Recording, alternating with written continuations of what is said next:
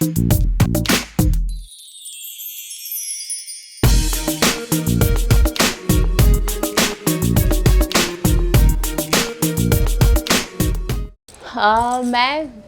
बचपन से शुरू करती हूँ फिर अपना कहानी।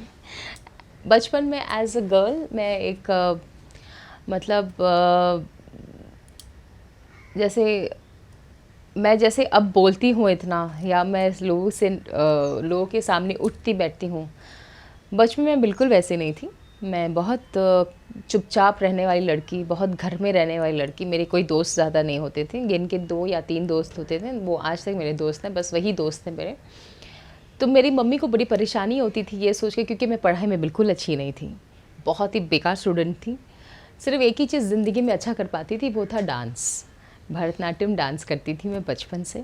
मेरी मम्मी को बस यही सोच के परेशानी होती थी कि मैं बड़े होकर क्या करूँगी, अपनी रोज़ी रोटी कैसे कमाऊँगी, क्योंकि ना मैं पढ़ाई में अच्छी हूँ जो मुझे अच्छी नौकरी मिलने वाली है, दूसरी बार 9 to 5 जॉब मैं कर नहीं सकती थी, किसी के अंडर में काम नहीं कर सकती थी। तो मुझे मेरी मम्मी बड़ा परेशान होती थी। मम्मी ने ये सोचा कि ठीक है 20-22 की उम्र में इसकी शादी करवा देंगे, 25-23 की उम्र में इसको बच्चे हो जाएंगे, ठीक हो जाएगी। बट जैसे जैसे मैं बड़ी हुई और मैं डांस में बहुत अच्छी थी, तो मेरे मम्मी के एक दोस्त थे, उनके स्कूल फ्रेंड थे, तो उन्होंने मुझे देखा, तो उन्होंने कहा कि यार आपकी बड़ी बेटी जो है उसको फिल्मों में क्यों नहीं डालते हो। फिल्म तो दूर दूर तक किसी ने सोचा ही नहीं था कि फ़िल्म में भी कर सकती हूँ। एक बार के लिए डॉक्टर, इंजीनियर और पायलट भी बन सकती थी, लेकिन फ़िल्म तो डिफेंस में, वो भी एक मिडिल क्लास फैमिली, एक फ़ौजी फैमिली के घर में, जहाँ दूर दूर तक कोई हिसाब किताब ही नहीं। एक बार के लिए डांसर बन सकती थी, भरतनाट्यम डांसर बन सकती थी, फिल्म हीरोइन नहीं बन सकती थी। खैर जो भी है, मैं कहूँगी उन्होंने कहा कि ठीक है फ़ोटोग्राफ्स दे दो, हम ही कोशिश कर लें। तो उन्होंने सबसे पहले एड एजेंसीज़ में मेरे फ़ोटोग्राफ्स डाले एंड अच्छा रिस्पांस मिला। मैं पहले ऐड के ऑडिशन में मैं गई और वहीं पर मैं सिलेक्ट हो गई थी। मेरे पहले ऑडिशन में मैं सिलेक्ट हो गई थी, तो मुझे बड़ा अच्छा लगा। मैंने कहा अच्छा मेरे अंदर ये टैलेंट है, मुझे पता नहीं था। तो पहले 2 दिन मैंने ऐड किया था कैल्विनेटर का, और मुझे उस दिन 30,000 रुपये मिले थे। 30,000 रुपये एक 14 साल की लड़की के लिए बहुत था। सो एंड मैंने कहा अच्छा ये टैलेंट भी है, इतना पैसे कमा सकते, वो भी नहीं पता था। एंड ऐसे करते करते 2-3 एड्स मैंने की, एक के बाद वो एक कहावत होती है कि एक से आपको दूसरा काम मिलता है, दूसरे से चौथा काम मिलता है आपको। तो वो एक काम से मुझे 2-3 एड्स मिले, 2 वीडियो एल्बम्स मिले, और उसके बाद मुझे वही ऐड से मुझे एक बंगाली फ़िल्म मिली, जय माँ दुर्गा। मेरे जीवन की वो पहली फ़िल्म थी, मेरी करियर की वो पहली फ़िल्म थी, बंगाली फ़िल्म जय माँ दुर्गा। एंड उस फिल्म के लिए मुझे सिर्फ 10,500 रुपये मिले थे। पूरी फिल्म के लिए। बट मैं बहुत खुश थी कि मैं फ़िल्म की हीरोइन हूँ, और बड़े बड़े लोग थे उसमें। अरुण गोविल जी थे, देबुश्री रॉय थी, मैं थी, अभिषेक चैटर्जी मेरा हीरो था। तो मुझे बड़ी खुशी थी कि मैं बंगाली फ़िल्म की हीरोइन हूँ। एंड फिर उससे मुझे दूसरी बंगाली फ़िल्म मिली, डॉक्टर सुनील उसके प्रोड्यूसर थे, जीवन जुद्दो, जो बांग्लादेश के साथ वो कोलैबोरेशन में फ़िल्म बनाई गई थी फ्रेंडली टर्म्स में। एंड उसके बाद मुझे एक तेलुगु फ़िल्म मिली, एक तमिल फ़िल्म की, फिर हिंदी फ़िल्म की, हिंदी से फिर मुझे भोजपुरी फ़िल्म मिली। तो ये रहा मेरा स्ट्रगल। हालांकि स्ट्रगल हर ज़िंदगी में होता है, हर लाइफ में होता है, हर फील्ड में होता है, ऐसा नहीं कि सिर्फ फिल्म इंडस्ट्री में होता है, हर फील्ड में स्ट्रगल होता है। सिर्फ स्ट्रगल को देखने का नज़रिया अलग अलग होता है। किसी किसी को लगता है कि हम बहुत स्ट्रगल करते हैं, और किसी को लगता है कि बहुत स्ट्रगल करने के बाद भी लगता है कि नहीं हमने कुछ स्ट्रगल नहीं किया। तो मैं ये कहूँगी कि शायद मैंने बहुत ज़्यादा स्ट्रगल नहीं किया। भगवान की दया थी कि सब कुछ बहुत जल्दी जल्दी होता रहा, बिना कुछ लेकिन कि पापड़ बेले, बिना पैर घिसा के, बिना चप्पल घिसा के। सो एंड थैंकफुली मुझे इतनी परेशानी इसलिए और नहीं महसूस हुई होगी शायद, क्योंकि मेरे पास मेरे मम्मी पापा थे, उनका सपोर्ट था, उनकी बिकॉज़ मुझे ये चिंता नहीं थी कि मुझे 2 रोटी कमानी है। मुझे ये उस वक्त ये था कि मुझे सिर्फ काम करना है, मेरा शौक़ पूरा करना है। तो शौकिया तौर से मैं इस फिल्म इंडस्ट्री में आई, इस लाइन में मैं आई सिर्फ शौकिया तौर पे। तो मम्मी को लगा ठीक है 2-4 साल करेगी बेटी, उसके बाद करेगी। बट थैंकफुली मैं सच्ची भगवान का बहुत शुक्रगुज़ार हूँ कि उन्होंने मुझे आज सब कुछ दिया है। मुझे अवार्ड्स दिए हैं, मुझे नाम दिया है, मुझे शोहरत दी है, मुझे इतने अच्छे मम्मी पापा दिए हैं, एक बहुत क्यूट और बहुत प्यारी सी सिस्टर दी है, बहुत अच्छा परिवार मुझे दिया, जिसकी वजह से शायद आज मैं यहाँ टिकी हूँ, बहुत आराम से रिलैक्स वे में काम करती हूँ। So I think just my mom and dad and God. मेरी पहले फिल्म के डायरेक्टर थे सुनील सिन्हा जी और प्रोड्यूसर थे सुन बुबना जी। मेरी पहली फिल्म थी सुहागन बना द सजना हमार। और मुझे याद है, इस छोटा सा एक इंसिडेंट दूंगी। सुनील बुबना जी ने पहले ही 6 महीने फिल्म में कास्ट करने के 6 महीने पहले ही उन्होंने सोच लिया था कि मैं उस फिल्म की हीरोइन होने वाली हूँ, जबकि मुझे खुद नहीं पता था। जब उनकी फिल्म पेपर वर्क पे थी तभी उन्होंने मुझे फाइनल कर लिया था, क्योंकि वो सेट पे उन्होंने मुझे देखा था, रॉन्ग नंबर के सेट पे काम करते हुए। एंड वहाँ से फिर मुझे मेरी जो भोजपुरी में जो मेरा आगमन हुआ जो मैंने शुरू की। एंड मेरी पहले फिल्म के ट्रायल के बाद कुणाल जी वहाँ आए थे हमारी फिल्म के ट्रायल में देखने के लिए। मैं तो बिल्कुल नई थी, तो मुझे लोग ज़्यादा जानते नहीं थे, तो मेरी मम्मी जो है एकदम लास्ट वाले कॉर्नर वाले सीट पे बैठे हुए थे, सब लोग आगे बैठे हुए थे। और कुणाल जी आए और ट्रायल वायल देखा, उसके बाद सब चले गए बाहर, मैं और मम्मी आखिर में निकले थे। तो कुणाल जी आगे जाकर के वेट के बोलते, नहीं मुझे उस लड़की से मिलना जिसने सावित्री का रोल किया था। तो बोलते कौन है वो, आई है आज यहाँ पर? तो मैंने कहा जी साहब वो मैं हूँ। तो उन्होंने मेरे सर पर हाथ रखा था और उन्होंने कहा था, बेटी तुम बहुत आगे जाओगी, तुम बहुत आगे जाओगी, तुम बहुत टाइम के बाद मैंने स्क्रीन पे एक बहुत अच्छी अदाकारा देखी है। सो मेरे लिए वो बहुत बड़ी बात थी, क्योंकि मैं जानती थी उस वक्त कि कुणाल जी कौन है इंडस्ट्री के।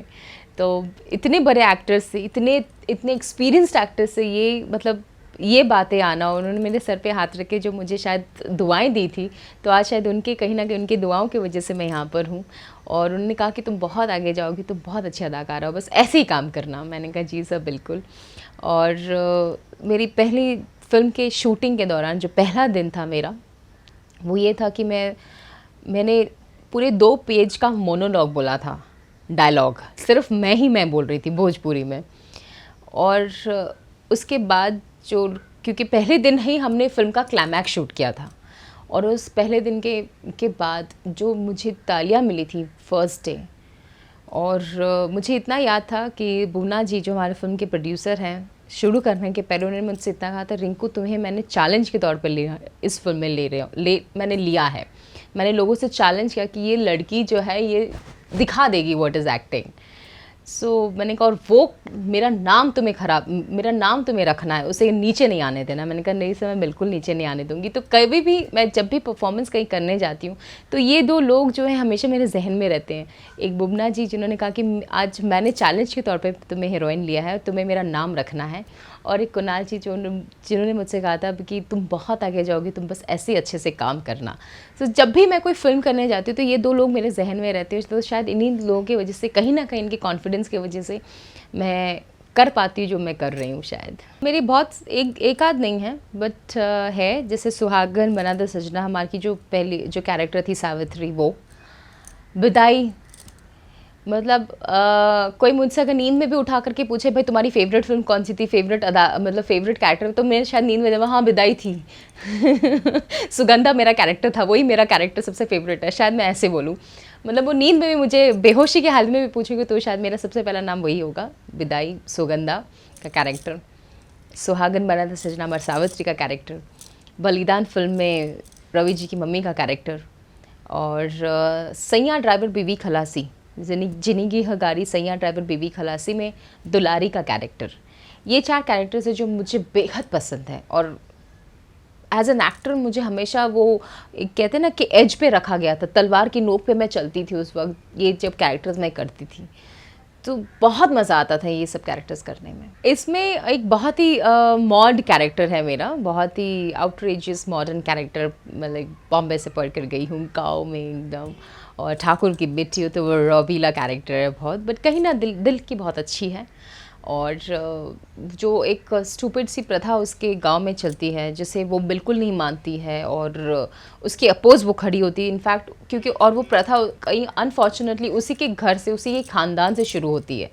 तो कैसे वो एक लड़की अपने ख़ानदान के अगेंस्ट खड़ी होती है, अपने अपने ठाकुर वंश के अगेंस्ट खड़ी होती है, और इस प्रथा को ख़त्म करने के लिए कैसे वो हीरो का सहायता करती है, और वो पूरे गांव से प्रथा को कैसे वो ख़त्म करती है। मैं ये बताऊंगी तो सारे एक्टर मुझसे नाराज़ नहीं हो जाएंगे। खैर फिर भी बताऊंगी, इट्स नॉट डिप्लोमेटिक का जवाब मैं बिल्कुल नहीं दूंगी। रवि जी एक ऐसे एक्टर हैं, एक ऐसे को स्टार हैं जिनके साथ काम करते हुए मैं बहुत कुछ सीखती हूँ, क्योंकि वो उनके एक्सपीरियंस से मैं सीखती हूँ। और जब भी मैं उनके साथ काम करती हूँ तो मैं अपना दिमाग और कान हमेशा खुले रखती हूँ, क्योंकि वो कभी कभी बातों बातों में ऐसा कुछ एक स्टेटमेंट या ऐसा कुछ एक बोल जाएंगे जिससे मेरे साथ वो सारी ज़िंदगी वो चलती है, वो उनका एक्सपीरियंस बोलता है। तो as an actor, as a co-actor, मेरे ख्याल से रवि जी से मैं बहुत कुछ सीखती हूँ, बिकॉज मेरे को ना सीखना बहुत पसंद है। तो वो भूख मेरे अंदर बहुत है। जब भी मेरे सामने कोई एक्सपीरियंस्ड एक्टर होता तो वो एकदम वो भूख रहते कि कैसे करते हैं, कैसे नहीं करते, क्या बोलते क्या नहीं बोलते। तो वो चीज़ें हैं, तो वो चीज़ें कहीं ना कहीं मैं रवि जी से सीखती हूँ। रवि जी एज अ को स्टार में वो सिर्फ ना कि सिर्फ अपने हीरोइन या को आर्टिस्ट से नहीं, बल्कि अगर उनका एक लाइन जूनियर आर्टिस्ट के साथ भी है तो वो उनके साथ भी रिहर्सल करते हैं। तो ये चीज़ मैं रवि जी से सीखती हूँ कि एक सेट पे आके एक एक्टर को कैसे रहना चाहिए। मनोज जी के साथ बहुत प्यार से, एकदम मधुरता के साथ हम काम करते हैं। बहुत प्यारे इंसान हैं, बिल्कुल जैसी उनकी आवाज़ है, जैसे वो गाते हैं, वो बिल्कुल वैसे इंसान है। बहुत ही ज़्यादा भोले भाले इंसान है और खूब मस्ती करती हूँ मैं उनके साथ। इनफैक्ट कभी कभी तो मैं मनोज जी को बोलती, मनोज जी ऐसे मत कीजिए, मनोज जी ऐसे रोमांस कीजिए। कितने साल हो गए, मैं अभी तक आपको रोमांटिक हीरो, मतलब अभी तक आपको मैंने रोमांस नहीं सिखा पाई। तो मैं मनोज जी के साथ ऐसे ऐसे मस्ती करती हूँ। बेचारे बहुत सीधे हैं, बहुत भोले वाले हैं, बट बहुत अच्छे इंसान हैं। और Dinesh ji is thorough professional. Dinesh ji के साथ ये होता है कि आओ भाई काम करो, let us have some good work. उसके बाद सेट पे 9 to 9 हम लोग काम करते हैं। जितना सेट पे बातचीत होती है, खेल कूद होता है, मजाक मस्ती होती है। एंड दिनेश जी के साथ इतना पता है कि भाई अगर दिनेश जी ने ये डेट्स दिए हैं प्रोड्यूसर को, तो वो डेट्स हमारे फिक्स होंगे, उसके अलावा हमारे डेट्स हिलेंगे नहीं। सो वी नो कि हाँ दिनेश जी ने ये डेट्स दी तो दैट्स परफेक्ट। उसके आसपास के, उसके आगे और पीछे के डेट्स हम वर्कआउट कर लेते हैं बहुत प्यार से।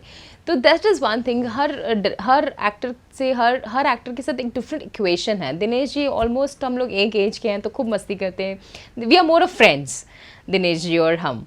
And same is with Pavan ji also. Pavan ji के साथ हालांकि हमने ज़्यादा काम नहीं किया, but Pavan ji is fun work. Is again वो बेचारे बहुत एकदम टिपिकल। सबसे मज़ा आता है जिस तरह से वो बोलते तुम मुझसे इंग्लिश में बात करो, वो मुझसे भोजपुरी में बात करते, तो मैं उनसे इंग्लिश में बात करती हूँ, वो मुझसे भोजपुरी में बात करते। तो this is all, we all have fun. मतलब बेसिकली जब भी मैं सेट पे होती किसी इन हीरोज़ के साथ, तो खूब मस्ती से हम लोग काम करते हैं। It's all fun fun fun fun. हाँ, बट सीखती सबसे ज़्यादा मैं रवि जी से हूँ। मैं आउट एंड आउट एक नेगेटिव रोल करना चाहती हूँ। अगेन पागलपंती है मेरी, आई नो दैट। पागलपन हूँ, थोड़ा सा पागलपन है मेरे अंदर, कीड़ा है वो। बट हाँ, मैं आउट एंड आउट एक नेगेटिव रोल करना चाहती हूँ। समथिंग लाइक जो एतबार में प्रियंका चोपड़ा ने किया, या कह सकते हो अंजाम का Shahrukh Khan in female version, कुछ इस तरह का। लाइक थोड़ा नेगेटिव, थोड़ा सा लाइक लोगों को लगे कि यार कितनी कमीनी है ये। इस तरह से रिएक्शंस आए, तब मज़ा आए। और मैं उस फिल्म के लिए बेस्ट नेगेटिव रोल का अवार्ड भी लेना चाहूँगी। अगर नेगेटिव करूँ तो I will make sure that वो नेगेटिव का अवार्ड फिर मेरे पास आए, अब देश के पास ना जाए। और समथिंग लाइक सदमा में जो श्रीदेवी जी ने एक्टिंग किया था, सदमा is my all time favourite film. Something like that, या उस तरह का। मुझे बलराज साहनी बहुत पसंद था। Is an old time actor, but मुझे बहुत पसंद था बलराज साहनी। बहुत डिफरेंट स्कूल ऑफ एक्टिंग से, बहुत नेचुरल एक्टिंग, जहाँ पर लोग तभी उस वक्त बहुत लाउड करते थे, बहुत मेलोड्रामेटिक रोल्स करते थे, एक्टिंग करते थे। वो बहुत सटल, बहुत सादगी से अपनी परफॉर्मेंस करके निकल जाते थे। एंड इम्पैक्ट, उनका जो इम्पैक्ट होता था वो सुपरस्टार भी सामने खड़े होते थे, वो अपना निकल के आगे कर जाते थे, वो देखते रह जाते थे लोग। So definitely Balraj Sahni and are living legend who else, Amitabh Bachchan ji. And of course mister perfectionist Aamir Khan, because he is so perfect कि उनके हर रोल्स में वो इतने परफेक्टली वो करते हैं, बिल्कुल पिक एंड पैक, एकदम like top to bottom perfect होते हैं वो। सो वो चीज़ें, कुछ क्वालिटीज़ है जो मुझे बहुत सीखनी है। अब मैं एक का नाम नहीं ले सकती, I am sorry, I am working in this industry.